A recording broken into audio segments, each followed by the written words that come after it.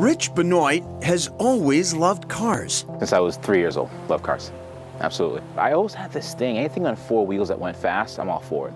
Lawnmowers, you name it. But for this Boston-bred, father of three, otherwise mild-mannered IT guy, it was a later encounter with something a bit pricier than a lawnmower that ended up supercharging his car passion. A friend of mine, he's like, hey, listen, I landed a gig at Tesla. You gotta see this thing. Like, I'm outside your house, come see this car. I want to surprise him with it, you know? So he's kind of like, wow, what is this thing? It's Tesla. A what?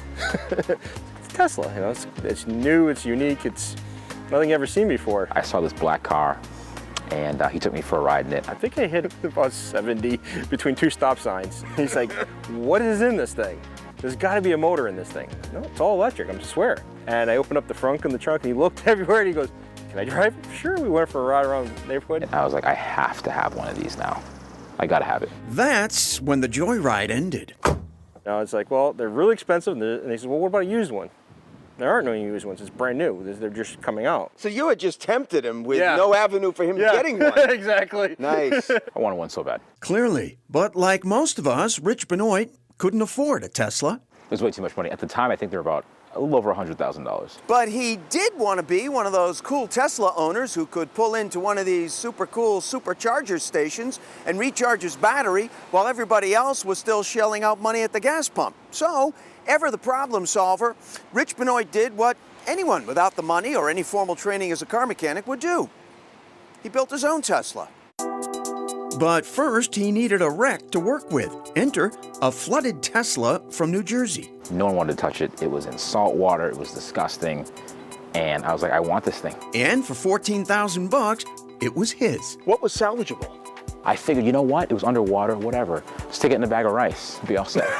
Yeah. Not quite. Slowly started taking the car apart, and I mean, I found a dead fish in the back seat. That's how bad it was, yeah. With basically only a chassis, Benoit needed an interior, not to mention the all-important electrics, so he went to Tesla for parts. And I said, hey, listen, I need a battery, need a motor, I need some seats. I say, can I have your VIN number? And he's like, sure, here's my VIN number. I go and punch it in, and it comes up as a salvage VIN car.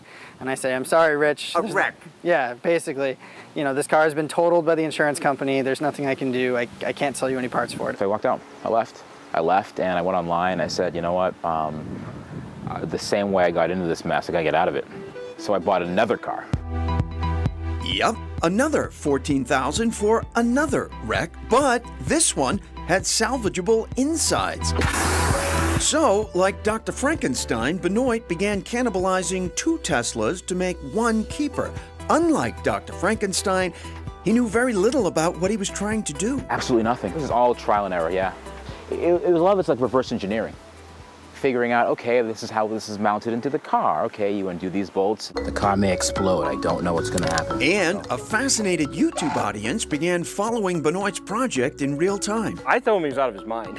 You thought it was crazy. Yeah, I thought it was crazy. And at times, so did Benoit. I started to second guess myself. Like, can I actually do this? Part of it, don't tell anyone. There were so many people following the project and rooting for it at that point.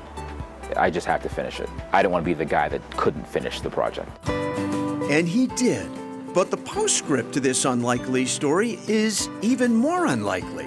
Both former Tesla employees, including Chris Salvo, who declined to sell Rich Benoit the parts, are now business partners. The three recently opened the Electrified Garage in Seabrook, New Hampshire, New England's first garage devoted entirely to electric vehicles.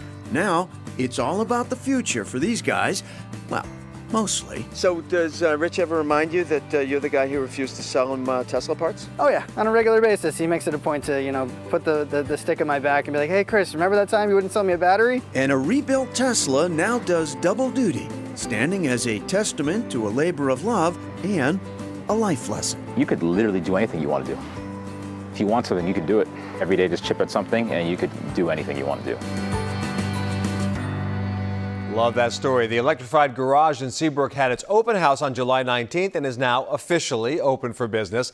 By the way, the open house also drew a number of Tesla employees. And while they didn't sell Rich Benoit parts for his homemade car, there's no ill will and a lot of admiration for what he achieved. If you'd like to see more of Rich's do-it-yourself Tesla project, we have a link to his videos on our website.